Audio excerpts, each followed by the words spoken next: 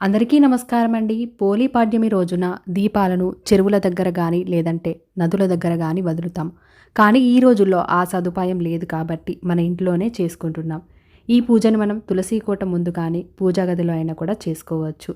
దీనికోసం చక్కగా ఉదయాన్నే లేచి తలార స్నానం చేసుకొని సూర్యోదయానికి ముందే ఈ పూజ అయితే పూర్తి చేసుకోవాలి. దీనికోసం పసుపును తీసుకొని రాసి దానిపైన బియ్యపు పిండితో పద్మ ముగ్గును వేసుకొని ఒక పాత్రను తీసుకొని అందులో పసుపు, కుంకుమ, గంధం, అక్షంతలు, పువ్వులను వేసుకొని అరటి డొప్ప కానీ లేదంటే చిప్పను తీసుకొని 33 వత్తులను పెట్టుకొని దీపాలనైతే వదలాలి. మన మనస్సులో ఏదైతే కోరిక ఉందో కోరిక కోరుకొని దీపాలను వెలిగించి నైవేద్యాన్ని సమర్పించి హారతిని కూడా సమర్పించుకోవాలి. ధూపదీప నైవేద్యాలన్నిటిని కూడా సమర్పించుకున్న తర్వాత అరటి డొప్పను నీళ్ళలో అయితే 3 సార్లు ముందుకు అనుకుంటూ వదలాలి. ఆ తర్వాత కొన్ని అక్షంతలను చేతిలోకి తీసుకొని పోలి వ్రత కథ చదువుకుంటే ఈ పూజ పూర్తయిపోతుంది.